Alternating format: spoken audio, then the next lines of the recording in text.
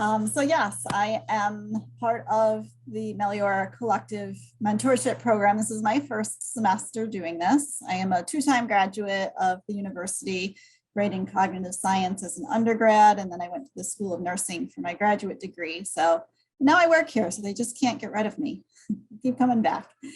So I kind of experienced, some similar things this year with the mentee that I am working with. So I'm working with a current student. He's a sophomore and he is an international student from China. So even though he's a sophomore, this is his first semester on campus here. So he's not only dealing with the academic demands of being a second year student, but is also kind of dealing with the social and the adjustment demands of being an international student here for the first time. So definitely had some of these things that I'll be talking about pop up in my experience with him. And I think Michelle reached out to me to ask me to come and kind of lead you through all this. So kind of the path that we'll be taking, I thought at first, I'll kind of just set the stage in general, what we're experiencing this semester with students around mental health. I'll be primarily talking through the lens of our current students. However, I recognize some of you may be working with students that have already graduated or that are already kind of out in the working world. So a lot of this, unfortunately, these statistics not only apply to them, but also apply to all of us out there in the world as well, and what we're experiencing in this pandemic life. So I'm going to start with some just foundations about what's going on and what we're seeing. And then I will talk to you about maybe some conversation starters that you can use to help you to maybe start a dialogue with your mentee. And I wanted to also talk about recognizing signs of distress. So what things that you might want to look out for if you're noticing some things as you're talking to the person that you're working with.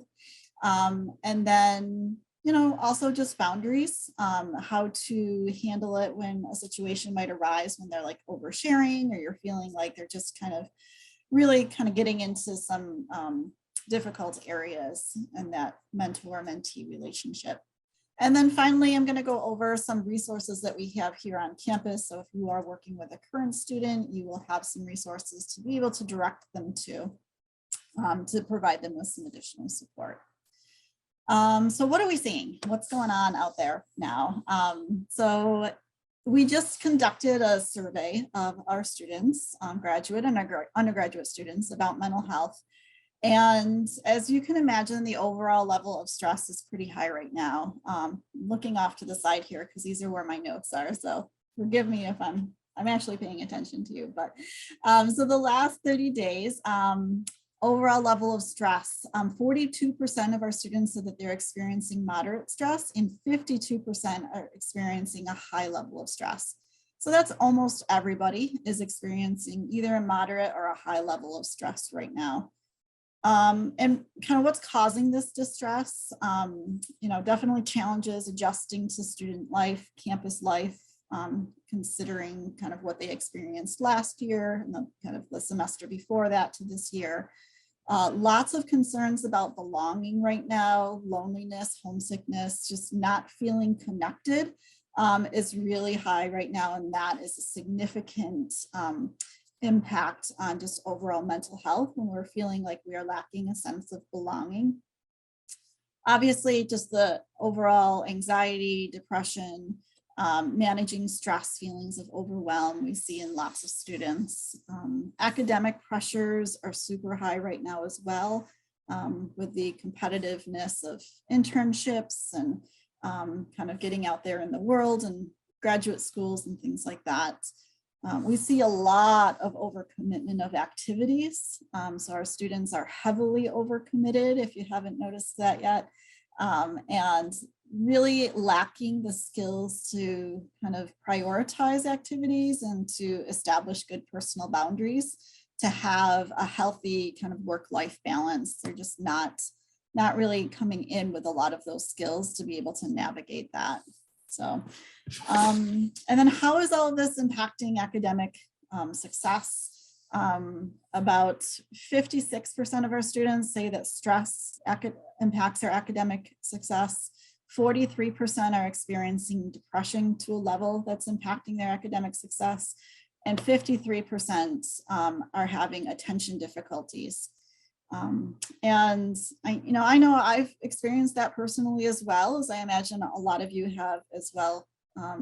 Just that feeling of stress or overwhelm, or just feeling not as maybe motivated, or maybe not as focused in our work as we used to be. And we just have to really approach the students or the people that we're working with as mentees with maybe a little bit more grace and compassion, recognizing that there's been a whole lot of trauma that has been felt over the last 18 months or so, not only with the pandemic, but all of the social justice and racial justice issues that we've all experienced. That's really, really impacting all of us in many different ways. And we have to recognize that that trauma is having an impact on the way that our students and our alumni might be kind of participating and actively engaging in life right now. Things might be just a little bit different. So I encourage you all to just kind of approach that with, like I said, a little bit of compassion and grace, recognizing that people might not be as on the ball as they would like to be right now. And that's the kind of approach that we're all kind of taking here in the work that we're doing. Conversation starters. So if you do have an opportunity to you're working with your mentee and you just maybe are feeling like something's maybe off, or they're not engaging in the way that you're hoping that they would, or following through on goals that they've set for themselves. I encourage you to just ask open-ended questions. A great one is, what are you doing to take care of yourself lately?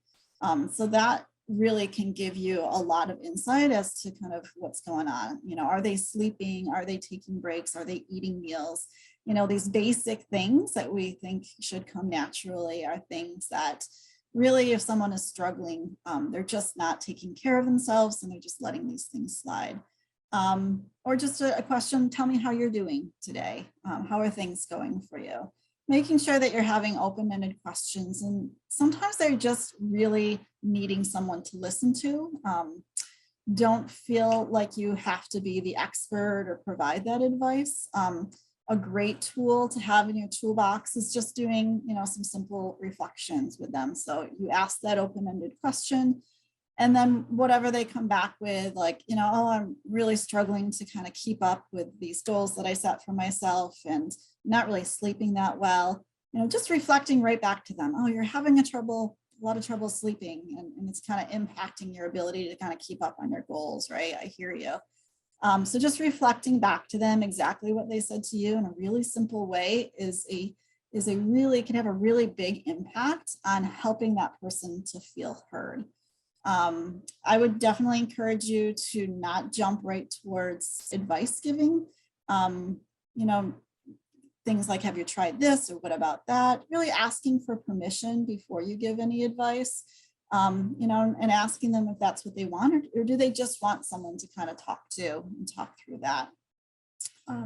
That's a good way to kind of get that conversation started. And then kind of, what are those red flags that you should be looking for? So recognizing different signs that someone that you might be working with might be in distress. I know it's a little bit more difficult as we're doing this virtually, and you might be not able to pick up on these kind of subtle cues if we were working together in person. But obviously, if they're tearful or visibly upset, that's probably a good clue. Any changes in kind of hygiene that you're noticing, or apathy, lack of motivation, hopelessness, telling you that they're pulling away from the activities that they wanted to engage in, not showing up to things. All of those are kind of some red flags that you might want to just be cautious about and just make note of that. Any signs of like nervousness or agitation or irritability, excessive worry about things, kind of that ruminating thought pattern, all kind of red flags that maybe something on kind of the mental health end of things they might be struggling with that and might be able to use some extra support. And then, of course, obviously, I wouldn't be doing my job if I didn't talk about the biggest red flag of all. If they ever say something to you along the lines of, I just don't want to be here anymore, or this is just too overwhelming, really being able to be confident in an ability to say, are you thinking of killing yourself? Do you have a plan? And being able to connect them immediately to some of the resources that I'll tell you about. And then there's always the National Suicide Prevention Hotline that you can call and connect them as well. So that would kind of be the biggest red flag, but always just, being okay, giving yourself permission to ask that really difficult question. It can be really hard, but sometimes, that's what someone needs you to ask them so that they can get the support and the help that they need to kind of navigate whatever that they're going through. And then lastly, I just wanted to touch on boundaries. I know so I do a lot of one-on-one work with students. I advise some student groups and I direct an internship program. So I have a lot of one-on-one interaction with students, and it's something that it's really important to kind of establish those good boundaries ahead of time, recognizing, upfront that the mentor-mentee relationship and what that should look like. And if you're ever feeling that maybe someone that you're working with, if the student is oversharing or really kind of going outside of that professional relationship, that boundary, to be able to just kind of have a plan of attack for how you might handle that. Look, I'm really here, would love to support you in kind of your graduate school decision or your career decisions, but it sounds like maybe you could use some help in some other areas as well. And I'd love to be able to connect you maybe to some resources that you could have some really good discussions with someone else that could really help you through whatever you're struggling with. So being able to kind of just know when things are getting kind of in that area where they're maybe oversharing, or just kind of going outside of the boundaries of the relationship of a mentor and mentee, and being able to kind of have a plan of attack for how you might refer them to someone else if it comes to that. And so now I just wanted to be able to show you some of the different resources, and some of these are the resources that I pointed my mentee to, and that they were really helpful to him as he was struggling as well. So I'm going to, can I actually just, if you wouldn't mind, have a show of hands of who is working with a current student? Is anyone working with a current student? Okay, good, thanks. Just want to make sure that I know that some are going to be watching the recording as well, but that's helpful for me to know. So I have 4 different resources that I will be sharing with you. And these are in the order of kind of severity, I would say. So we're going to start on the prevention end of things. So maybe when someone is just maybe needing a little extra support, or feeling signs of overwork and overstress and maybe not sleeping, we're going to start there. And then we're going to go all the way up to a student that might be in distress or crisis that might need some counseling. So we'll walk through those kind of one step at a time. So the first thing that I wanted to point you in the direction of is the Mindful University Project.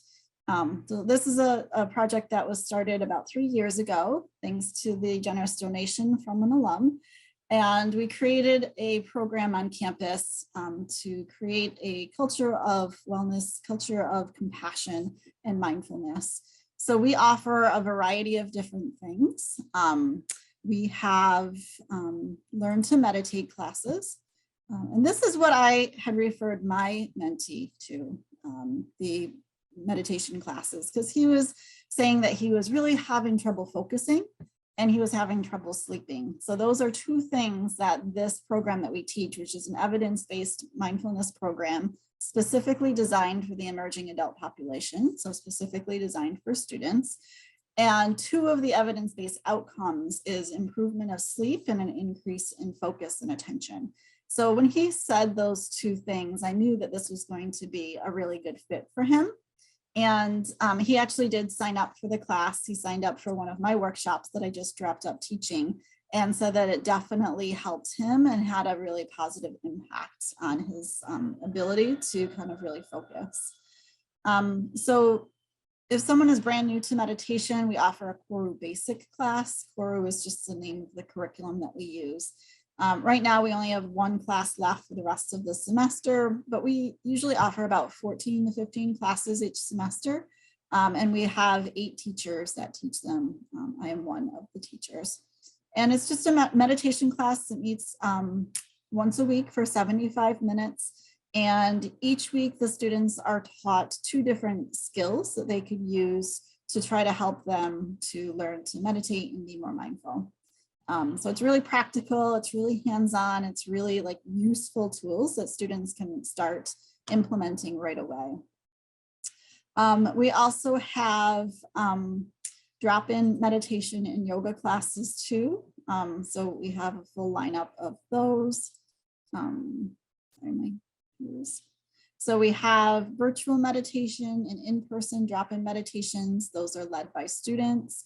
We have a meditation room on campus, and we also offer a variety of yoga classes too. So this would be a great referral for someone, like I said, who's just saying trouble focusing, trouble sleeping, really maybe not making time for themselves. This could be a good solution for that.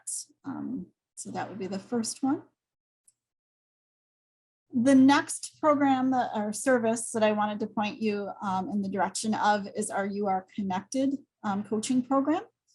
So this is a network of peer coaches. So we have a variety of peer coaches that our office has trained. They received extensive training in things like navigating difficult conversations, helping students in distress, connecting them to the appropriate resources on campus, really just providing a listening ear from one student to another to help them navigate whatever it is that they're dealing with.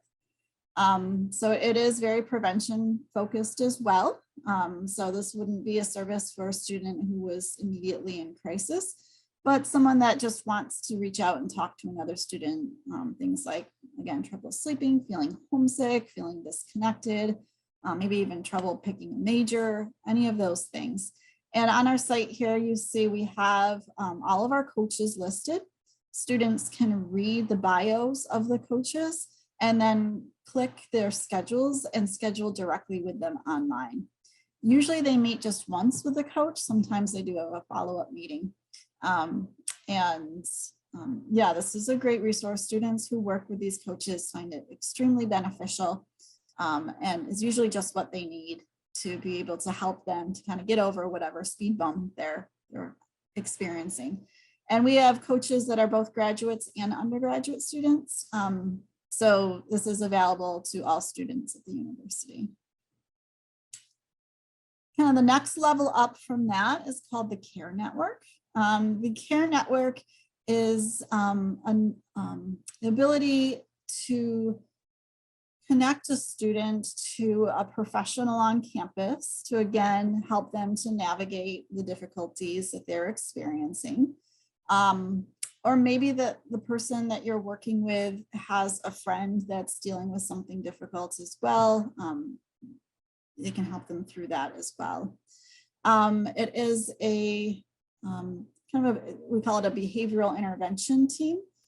So our team of care providers will meet with the students, again, one-on-one, and help to just have that discussion. It's not therapy, but it's just, again, a connection to someone on campus who is able to help point them in the direction to deal with whatever they're kind of working through. So you as a mentor can actually submit a concern if you do have a current student and you'd like to submit a concern for them. So you just click right on the submit a concern button and you would submit a care referral. And then you would just fill out the information here about the person. And then you just provide a little bit of background on them.